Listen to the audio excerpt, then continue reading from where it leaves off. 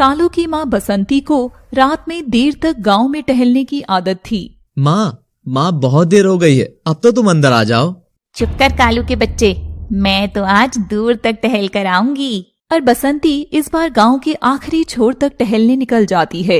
अचानक वह गांव के बाहर बने जंगल में तेज रोशनी देखती है। अरे ये क्या है? लगता है इस बार तो सच में एलियन आ ही गए, पर उनका उड़न खटोला उन्होंने कहाँ पार्क किया होगा। तभी बसंती भागकर गांव वालों को बुलाने जाती है। जंगल में फैली उस रोशनी से 7 लड़कियों की परछाई निकलती है। तो आखिर हम आ ही गए, पर यहाँ इतना अंधेरा क्यों है दोस्तों? अरे बुद्धू, क्योंकि अभी रात है ना, और इस समय इंसान सो जाते हैं, इसलिए बत्तियां भी बुझा देते हैं। अब सब इधर उधर हो जाओ और फिर कल हम सब घूमने निकलेंगे। पर हम मिलेंगे कहाँ? और सभी परछाइयां एक जगह पर मिलने का डिसाइड कर इधर उधर हो जाती हैं। हम लोग इस जगह कैसे पहुँचे? ये तो मैं भी नहीं समझ पा रही हूँ। इतने बड़े पृथ्वी लोक पर आखिर हम लोग यहाँ ही कैसे आए?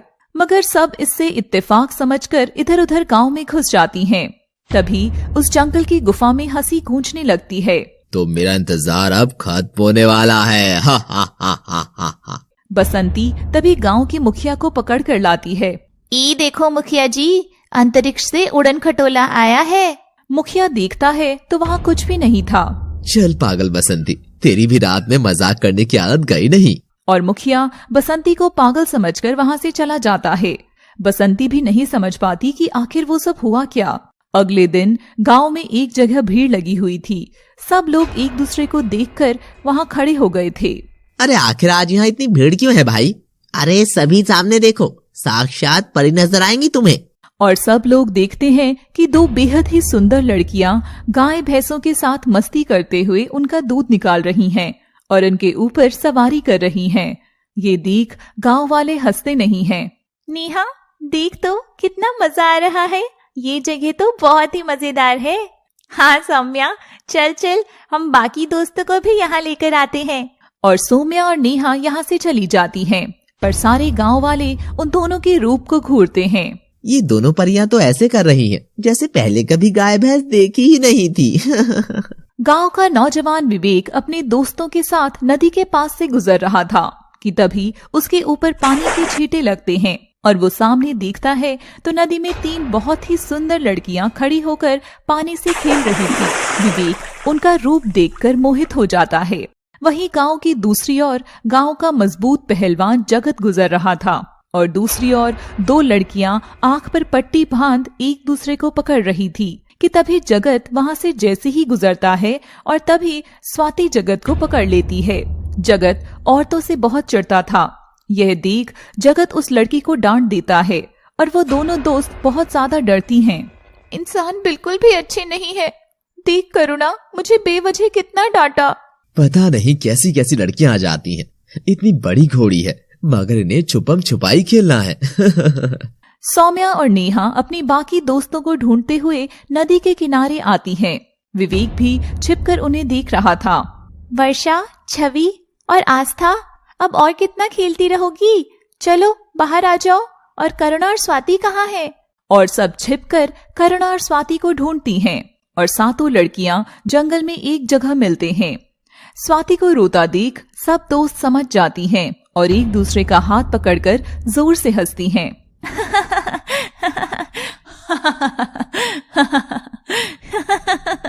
नागलोक से भागकर यहाँ मस्ती करने ही तो आए हैं। और स्वाति पागल, तू रो रही है? हम है ना तेरी सबसे अच्छी सहेलियां। गुफा में बैठा तांत्रिक हंस रहा था कि तभी वह अपने पात्र में रखे जल पर मंत्र फूंकता है और तभी उसमें 7 नागिनों की परछाई आ जाती है। तो आखिर तुम सब यहाँ आ ही गई। तुम बेवकूफों को लग रहा होगा कि तुम यहाँ खुद आई हो, लेकिन तुम जानती नहीं हो कि यहाँ तुम्हें मेरी काली शक्तियाँ खींच कर लाई है। अब वो नागमणि सिर्फ मेरी ही होगी। हा हा हा हा हा हा हा हा। और तांत्रिक अपना हाथ आगे करता है और उस पर नागमणि प्रकट हो जाती है। हा हा हा हा हा। नागिनो, अब बचो मेरे इस चाल से। हा हा हा। सभी नागिन दोस्त पृथ्वी लोक की सुंदरता के मजे ले रही थी कि तभी विवेक छवि के पास आता है। तुम बहुत सुंदर हो। मैंने जब से तुम्हें देखा है मैं तुम्हें भूल नहीं पा रहा हूँ। क्या तुम मुझसे प्रेम करोगी? ये सुनते ही बाकी नागिनें हंसती है। अरे छवि, हाँ बोल दे, देख तो कितना चिकना लड़का है, ऐसे लड़के तो तुझे हमारे वहाँ भी नहीं मिलेंगे। मगर छवि तो चिढ़ जाती है और विवेक बेचारा उदास हो जाता है। तभी तांत्रिक गुफा से बाहर आकर गांव की ओर बढ़ रहा था कि उसे जगत मिलता है। अरे बाबा, कहाँ जा रहे हो, वो भी इतनी जल्दी में? मुझे लगता है कि ये पहलवान बुद्धि मेरे जरूर काम आएगा। और तांत्रिक जगत को सारी बात बताता है। अरे वाह, तो वो नागिनें थी। बाबा, मैं तुम्हारे साथ हूँ। वैसे भी मुझे औरत से नफरत है और ये तो नागिनें हैं, एक एक को मारूंगा अब मैं। और जगत और तांत्रिक टीम बनाकर नागिनों के पास जाते हैं। सातों नागिनें एक साथ जा रही थी कि तभी तांत्रिक एक बूढ़े का भेष बना लेता है। बेटी, क्या एक बूढ़े को पानी मिलेगा? बदले में मैं तुम्हें एक चीज दूंगा। और नागिनें तांत्रिक को पानी पिलाती है। बदले में तांत्रिक 2 नागिनों को नागमणि दिखाता है। सौम्या और करुणा नागमणि देखते ही आग बबूला हो जाती हैं। ये कैसे हो सकता है? ये नागमणि तो हमने छवि को सौंपी थी। नागलोक की अमानत एक मामूली बूढ़े के पास कैसे गई? जरूर उस स्वाति का इसमें कोई तो लालच होगा। और सौम्या और करुणा जाकर छवि को थप्पड़ मार देते हैं। छवि, कहाँ है हमारी नागमणि? और जब छवि नागमणि ढूंढने लगती है तो उसके पास नागमणि नहीं मिलती है। मैं ना कहती थी कि इस छवि पर तो कभी विश्वास ही नहीं करना चाहिए। हाँ, मेरी नागमणि कहाँ गई?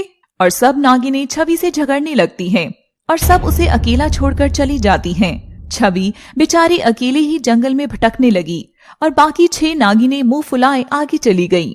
ये देख तांत्रिक बहुत खुश हुआ। नागमणि इस नागिन के पास थी। जगत, तुम इसको संभालो, मैं बाकी नागिनों को संभालता हूँ। और तांत्रिक आगे निकल जाता है और जगत छवि के सामने किसी बिगड़े गुंडे की तरह खड़ा हो जाता है। वो नागमणि मेरे हवाले कर दे नागिन, चुपचाप से। छवि ये देखकर घबरा जाती है। इससे पहले कि छवि कुछ कर पाती, जगत छवि पर हमला कर देता है। मगर तभी विवेक बीच में आ जाता है। विवेक बेचारा हाथी जैसे जगत के सामने चींटी जैसा था, मगर तब भी वह छवि के लिए लड़ाई करता है। पर जगत के आगे विवेक टिक नहीं पाता और जगत उसे खूब मारने लगता है। तभी वहाँ एक तेज रोशनी आती है और छवि एक विशाल नागिन में बदल जाती है। उसे देख जगत घबरा जाता है और छवि जगत को पूंछ मार मार कर उसकी जान ले लेती है। तभी छवि विवेक को उठाती है। विवेक थोड़ा डरा हुआ था। तुम एक नागिन हो? तुम जगत के सामने इतने कमजोर थे, फिर भी तुम मुझे बचाने आए। और छवि विवेक को चूमते हुए उसे लिपट जाती है। विवेक भी उसे गले लगाता है। विवेक, मुझे लगता है मेरे दोस्त खतरे में हैं। अब हमें उन्हें बचाना होगा। नागिनों के पीछे पीछे तांत्रिक चल रहा था कि तभी वह एक बुढ़िया का भेष ले लेता है और नागिनों के पास पहुंचता है। बेटी, मेरे बच्चे को बचा ले बेटी, वो गुफा में जख्मी पड़ा है। और तांत्रिक बहाने से 3 नागिनों को गुफा के अंदर ले जाता है और स्वाति, आस्था और करुणा वहीं बाहर रह जाती हैं। कहाँ है तुम्हारा बेटा? यहाँ तो कोई भी नहीं है। तभी बुढ़िया हंसती हुई तांत्रिक में बदल जाती है और तीनों नागिनों को कैद कर लेती है।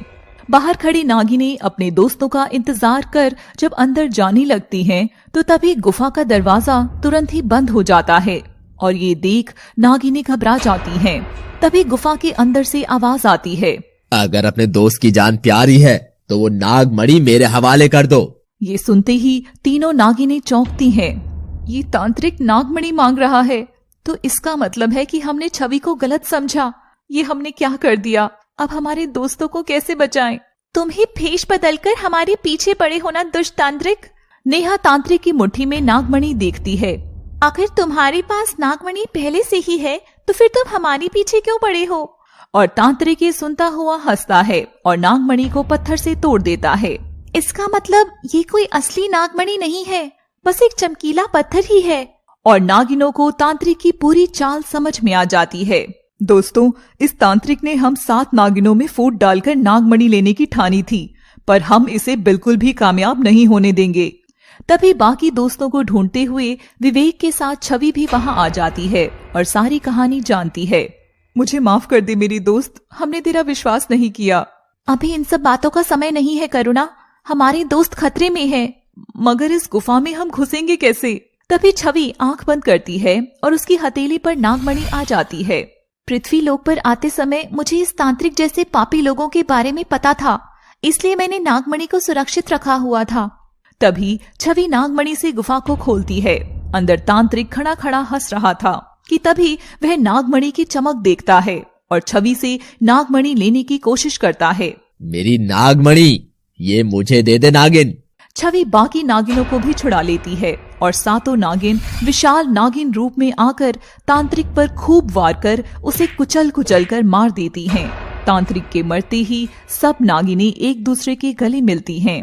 दोस्तों, आज हम एक वादा करते हैं, आज के बाद किसी के भी बहकावे में आकर हम 7 नागिनें कभी भी अपनी दोस्ती नहीं तोड़ेंगे। हाँ, मगर एक दूसरे को छेड़ेंगे जरूर। और तभी करुणा विवेक का हाथ पकड़कर छवि के हाथ में रख देती है। भाई ये तो देखो, अब तो छवि पृथ्वीलोक की बहू बनने वाली है। और सब हंसते हैं। विवेक और छवि भी गले लगते हैं और फिर सातों नागिनें पृथ्वीलोक के भ्रमण पर निकल पड़ती हैं।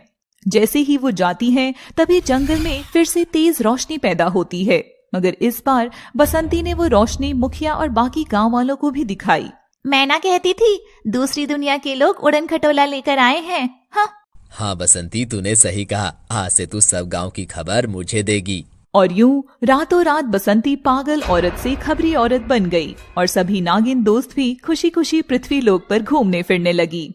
ऐसे ही प्यार, मोहब्बत और दोस्ती से भरपूर कहानियां देखने के लिए जुड़े रहें आपके अपने चैनल एनएम स्टोरीज से।